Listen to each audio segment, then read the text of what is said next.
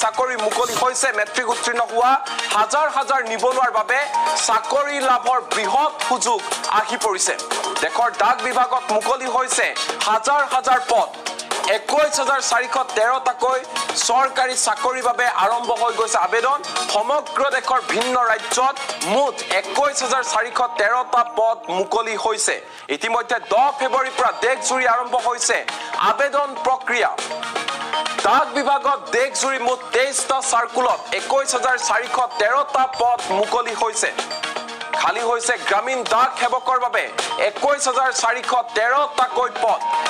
এই মুহূৰ্তত জনাইছো ভাল খবৰটো ইণ্ডিয়া পোষ্ট gds.online.gov.in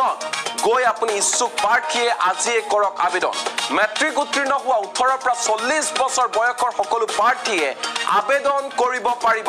অসমকে ধৰি দেশৰ মুঠ 23খন ৰাজ্যত মুঠ 21413টা পদ মুকলি হৈছে চাকৰিত সোমাই অধিকতম 29380 টকাৰ লাভ কৰিব আপুনি দৰমহা অসমৰ ডাক বিভাগত মুকলি হৈছে 1870টাকৈ পদ 1870টাকৈ পদ মুকলি হৈছে অসমৰ ডাক বিভাগত জেনেৰেল আৰু ওবিসি প্ৰাৰ্থীৰ বাবে আবেদনৰ মাচুল 100 টকা 3 মে পৰ্যন্ত কৰিব পাৰিব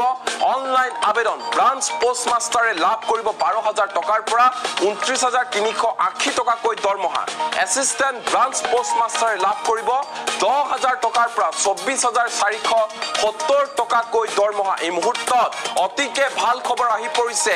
ৰাজ্যৰ নিবনুৱা যুৱক যুৱতী সকলৰ বাবে মেট্ৰিক উত্তীৰ্ণ যিসকল নিবনুৱা যুৱক যুৱতী আছে তেওঁলোকৰ বাবে এই মুহূৰ্তৰ আটাইতকৈ ভাল খবৰ কাৰণ প্ৰত্যেক গৰাকী